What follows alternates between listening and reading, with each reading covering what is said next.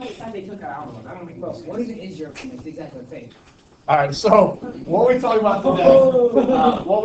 today, is the converse of the four theorems, and I guess three theorems in one postulate we talked about in 3.2. If you remember back to chapter 2, we talked about conditional statements and how the book was designed, that when we get an if-then statement, we want to take it and read it just that way. We don't want to reverse it and think that the reverse of it or the converse of it is true until the textbook tells us. This is a section where yesterday, the day before, we had statements like this. We had statements that said, if two parallel lines are cut by a transversal, then alternate interior angles are congruent.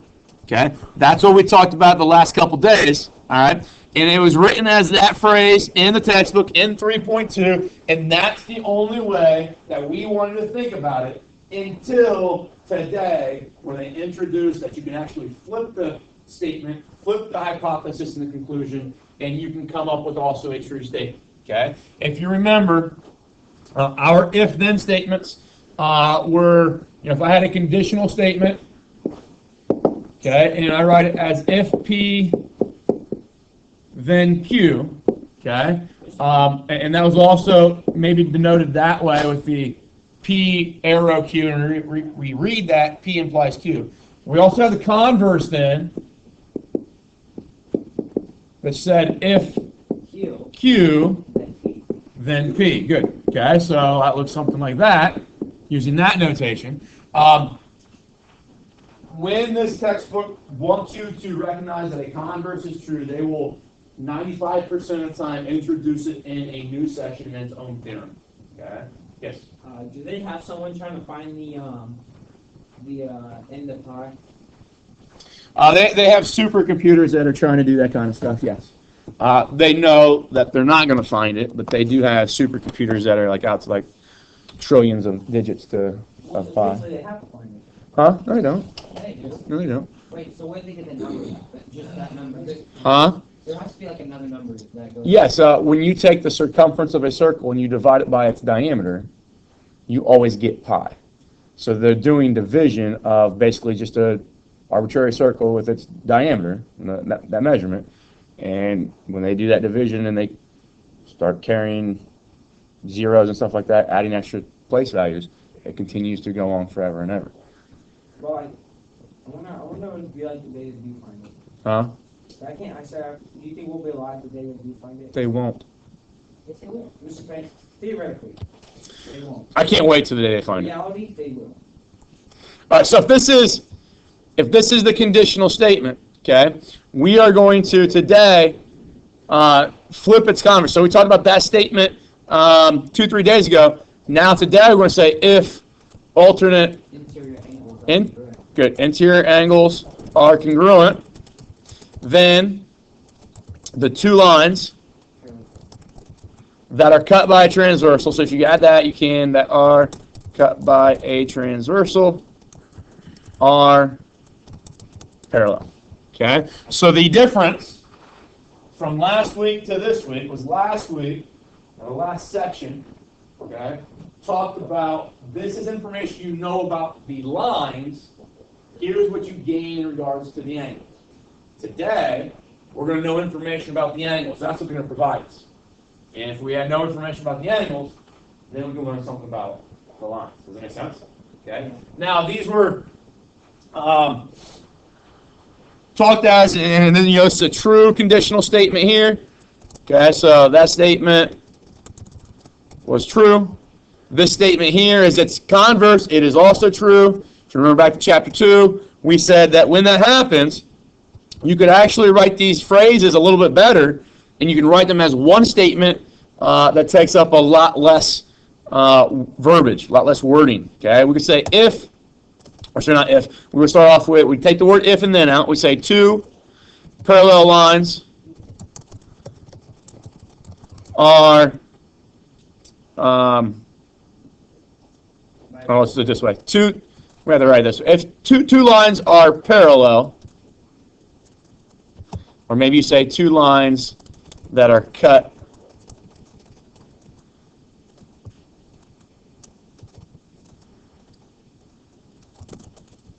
I keep saying cute for some reason, are cut by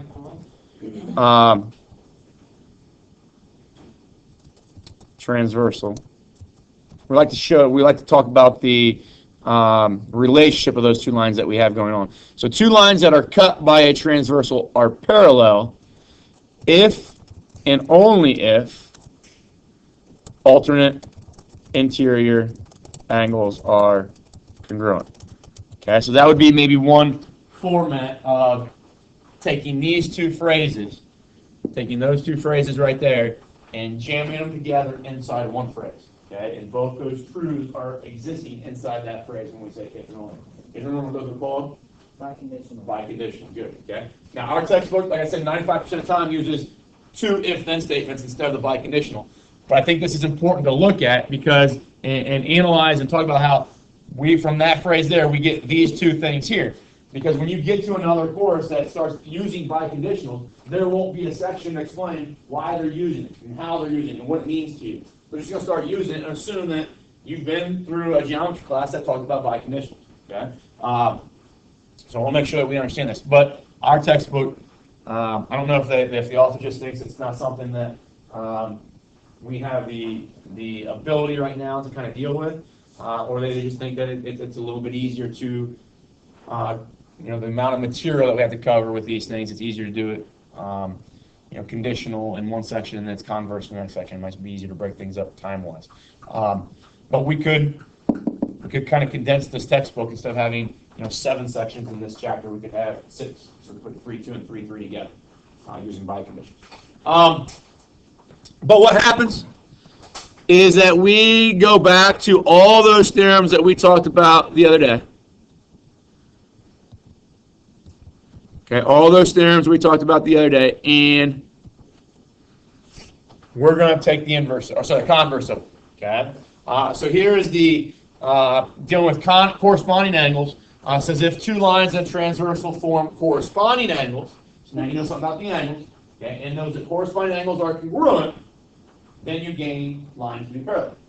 Okay, so if corresponding angles are congruent, you get lines to be parallel. If alternate interior angles are congruent, you get lines to be parallel. Is that okay?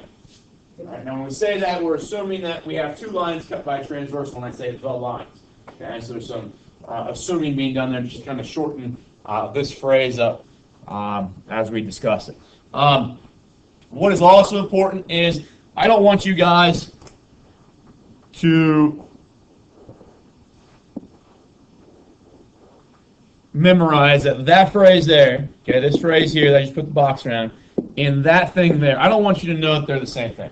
I don't want you to refer to that phrase as the converse, okay, of corresponding angles there. I just want you to know the phrase. I want you to say if two lines in transverse form corresponding angles that are congruent, then the lines are parallel. And the reason I want you to do it that way is because there are other textbooks, and I've got a list of textbooks back there, 3, 4, 5 different textbooks.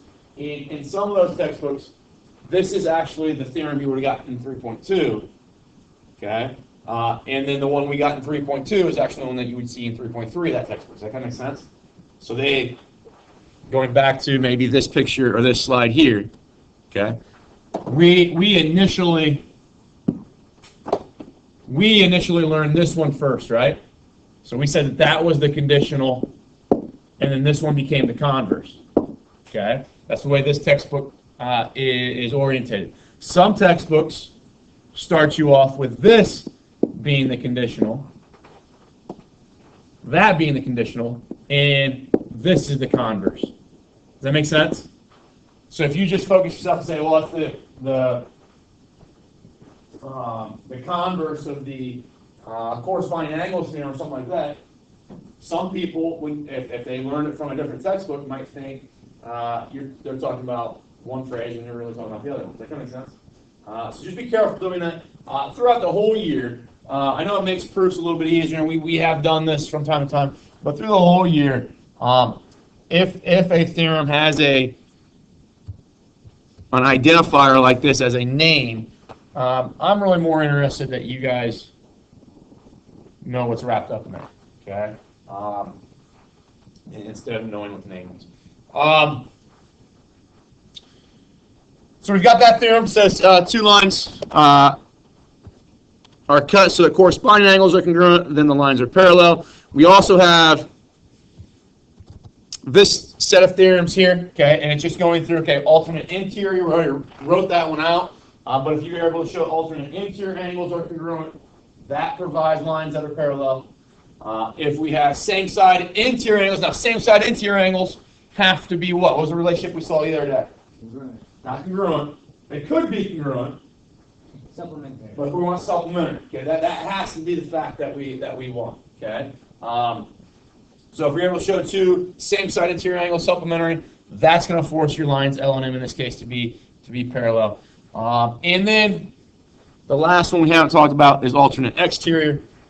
And if we've got alternate exterior angles that are congruent, then the lines are parallel, right? Okay. So I know I went through those fast, but they're all kind of structured the same. If two lines in a transversal form this type of angle, whether it be alternate interior, alternate exterior, or corresponding, you're right, then the two are congruent, then the two lines are parallel, okay? And then you can transform that and say, okay, let's take out the type of angles and replace it with same side interior, and we replace then the congruency with supplementary. We say same side interior angles are supplementary, then the lines are parallel. Is that okay with everybody? All right, or maybe you just reference in your notes, say, hey, look back to section 3.2, and whatever those theorems were, if I want to flip them, if I want to find the converse, those converses are true as well. Okay. If we go back to a particular question, you see this in your homework, and the style question might vary. They might have, here we've got 4 total lines. There could be 5, there could be 6, there could be however many they want to add in. But this is kind of the approach that you want to take because they deliberately put in extra information to kind of get you to make a mistake. Okay. Basically what I want to do is figure out, if I know that it starts off here with angle 1 congruent to angle 2. If I know that information, they want us to tell what lines are parallel from that. Okay? So hopefully you recognize that my choices are either L and M are parallel, or A and B are parallel, right?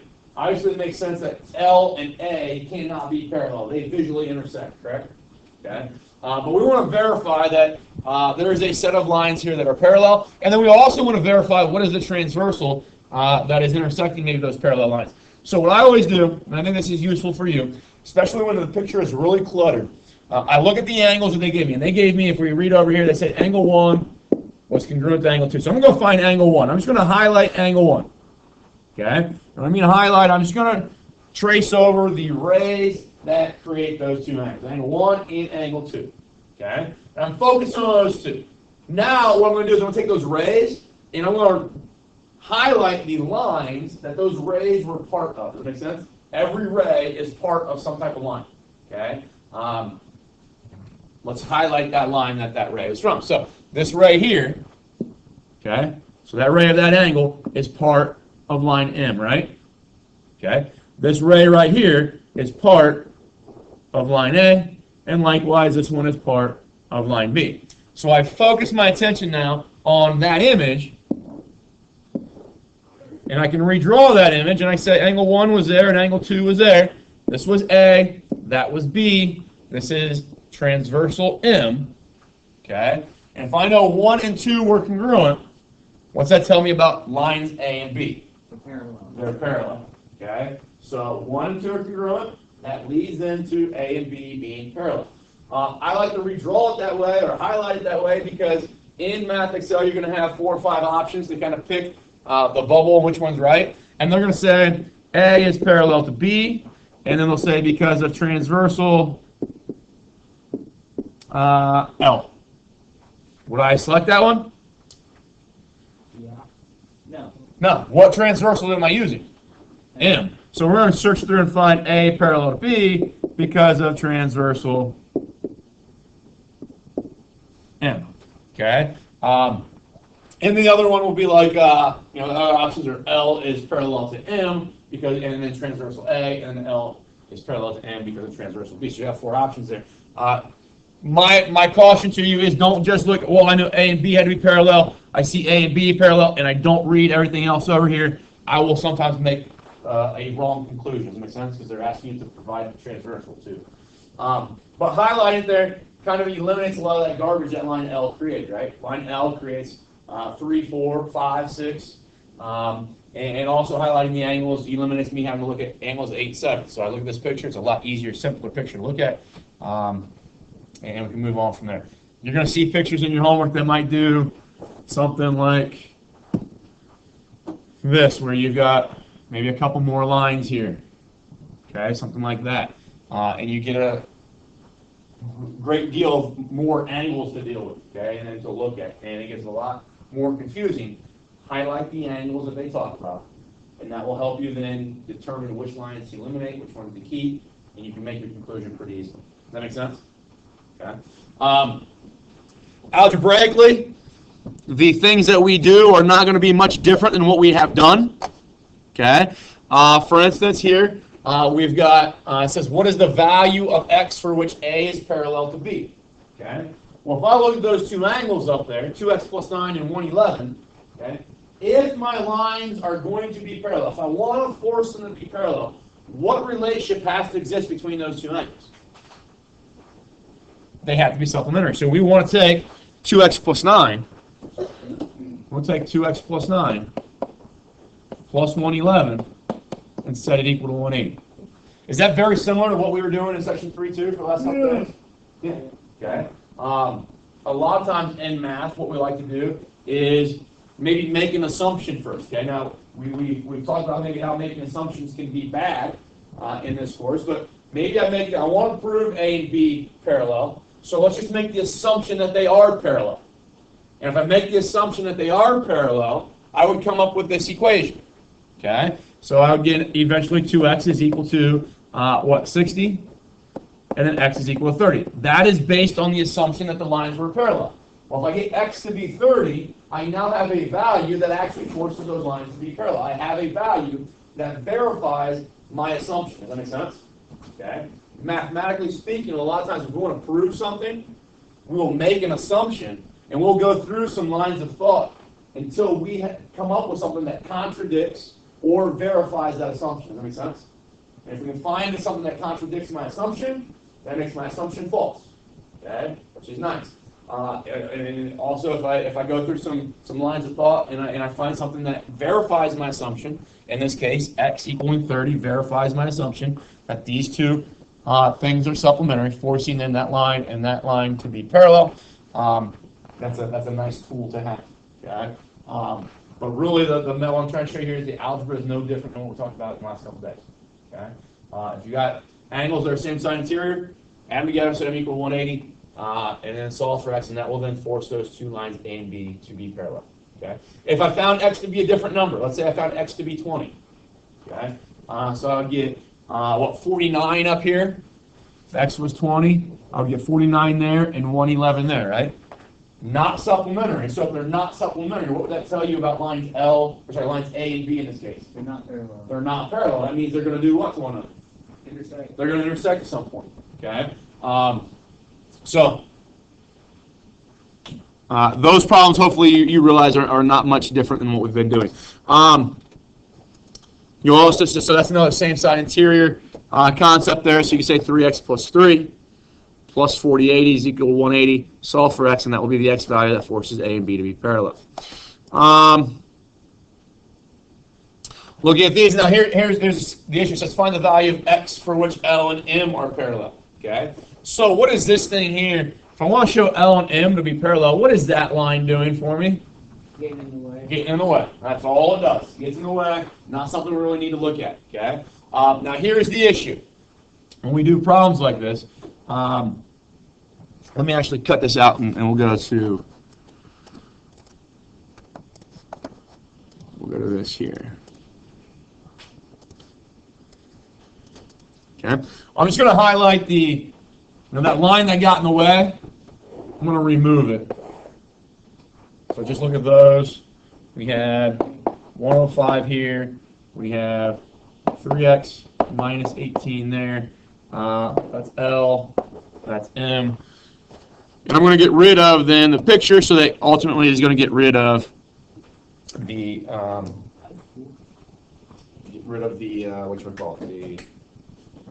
the line that was creating confusion, right? We don't even know how to self-frame. Well, how do we do this? Because think about this. Right now, you don't know anything about lines L and M. Okay? They're parallel. We don't know that. We're trying to prove that. We're trying to force that. Okay? So, Carter? The vertical angle theorem says that since 105 is there, the vertical angle is x 105. And then with ultimate interior angles, the side that M is on, that line, would also be 105. Okay, be careful. I 100% agree with the fact that you can move that there because they're vertical angles, right? Vertical angles have no dependency on parallel lines, right? Okay, so I know that fact to be true whether L is parallel to M or not, okay? But what you're going to want to try to do now is put 105 there, right? Okay? When is the only time that I can put 105 there? I mean parallel. Yeah, when L and M are parallel, right? And that's what we're trying to find X to be to provide parallelism, right? So we can't make it gets you the right answer. And this is what I think confuses people. It does get you the right answer if you do that, but your line of logic of getting that right answer is incorrect. Okay? So then just take 3x minus 18 and put it up there. Not right. Up here, that's fine. Okay, but the idea is what can we do? Because there's no relation. If I just go back to what we started with, there is no direct relationship between 105 right now and 3x minus 18, right? We don't know them to be congruent. We don't know them to be supplementary, right? Okay. The one's an exterior angle, the other one's an interior angle, and they're on alternate sides. So we had nothing that was identifying a relationship between those things. But now when I transfer this, or when you told me you could transfer that 105 here, okay? If I want to force a parallelism relationship on L and M, is that angle right there and that angle right there, are they a set of angles that we can classify based off the names of things that we talked about in the last couple days? Yes. What Same type? side. They're same side interior. Interior. Okay. And what can I force on same side interior angles? Can't you take 3x minus 18 plus 105 equals 180? Yes. Well, isn't that the same thing as if you move? Yes, that is it. Now you're saying, isn't that the exact same thing if I would take in that 105 and put it right there, right? And you're saying those two things are supplementary, okay?